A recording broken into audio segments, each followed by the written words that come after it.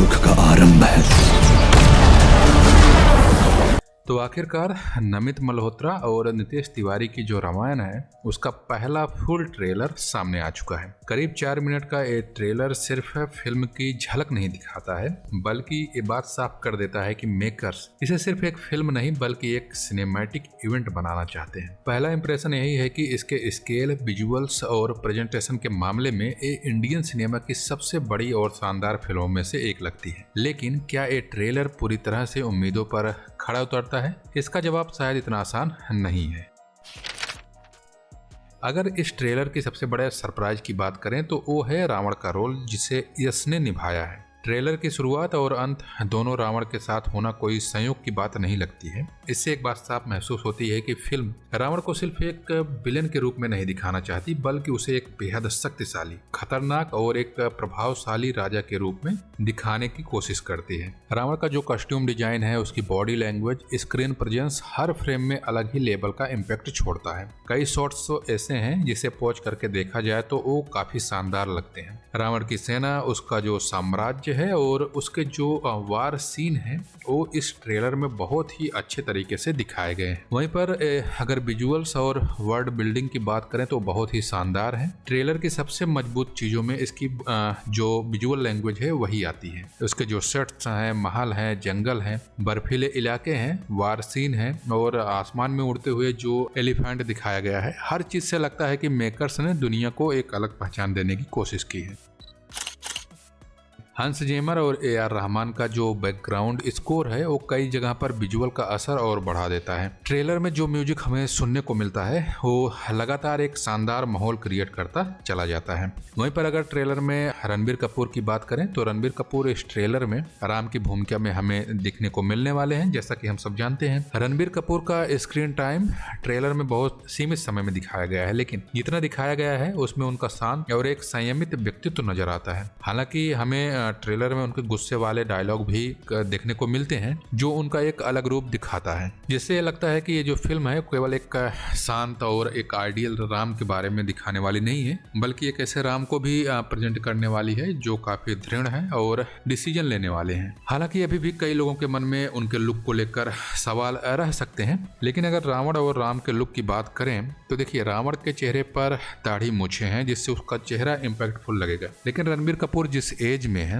वहां पे उनको पूरी तरह से क्लीन शेव अगर दिखाया जाएगा तो उनका चेहरा, जाहिर सी बात है कि हमें वो रामानंद सागर वाले रामायण की तुलना में थोड़ा अटपटा लग सकता है, लेकिन ठीक है, उतना कोई फर्क नहीं पड़ता। वहीं पर साई पल्लवी भी हमें सीता के रूप में पहली बार ऑफिशियल देखने को मिलती हैं। उनकी स्क्रीन प्रेजेंस काफ़ी सहज लगती है और सबसे बड़ी बात यही रही है कि उनके डायलॉग सुनने पर एक जो लैंग्वेज या एक्सेंट को लेकर आशंका थी, फिलहाल ट्रेलर में वो उतना महसूस नहीं होती है। हालांकि थोड़ा साउथ वाला टोन तो सुनाई देता है। अब देखना ये होगा कि पूरी फिल्म में उनका किरदार कितना प्रभाव छोड़ता है।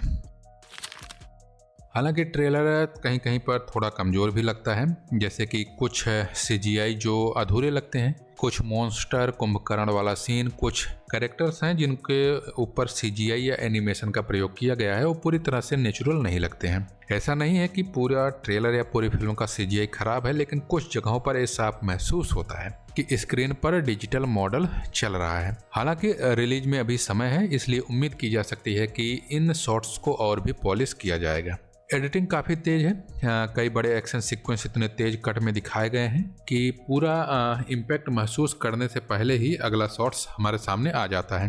पहली बार देखने पर कई महत्वपूर्ण डिटेल आसानी से मिस हो सकती है। संभव है कि फिल्म के यही सीन आगे चल के जब पूरी फिल्म रिलीज होगी तो उन्हें पूरा समय मिलेगा तो वो काफ़ी अच्छे लगेंगे। वहीं पर राजा दशरथ वाले जो कुछ शॉट्स हैं वो काफ़ी स्मूथ और CGI टच वाला महसूस होता है। हो सकता है कि उन्हें थोड़ा यंग एज में दिखाने की कोशिश की गई हो, लेकिन अगर हम पिछले कुछ सालों की माइथोलॉजिकल फिल्मों के जो डायलॉग देखें तो उनका अनुभव दर्शकों को लेकर अलग है। लेकिन ये जो फिल्म है वो उस तरह का हमसे कोई प्रॉमिस नहीं करती है, ये शायद अलग तरीके से दिखाएगी, तो उसके लिए भी हमें तैयार रहने की जरूरत है। हालांकि बहुत सी अच्छी बातें भी ट्रेलर में हैं। जैसे इस ट्रेलर की सबसे अच्छी बात यह है कि ये पूरी कहानी को नहीं बताता है, इसके बावजूद भी पूरी कहानी बता देता है, क्योंकि हम सबको रामायण की पूरी कहानी पहले से ही पता है।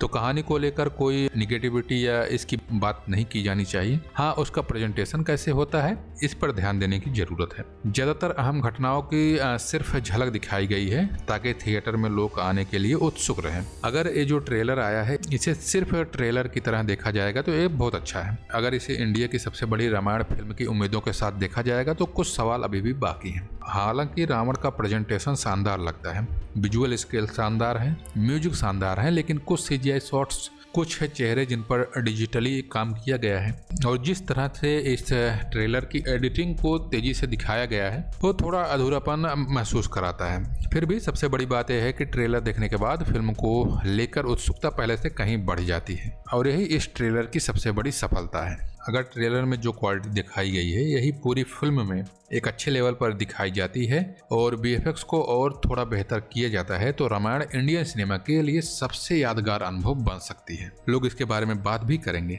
तो अगर आपने रामायण का ट्रेलर देखा है तो आपके हिसाब से ट्रेलर कैसा है, इसके म्यूजिक्स कैसे हैं, विजुअल्स कैसे हैं, सिनेमाटोग्राफी कैसी है, राम और रावण, सीता और जो भी कैरेक्टर हैं उनका लुक्स आपको कैसा लगा? आप अपनी राय कमेंट सेक्शन में कमेंट करके जरूर शेयर कर सकते हैं।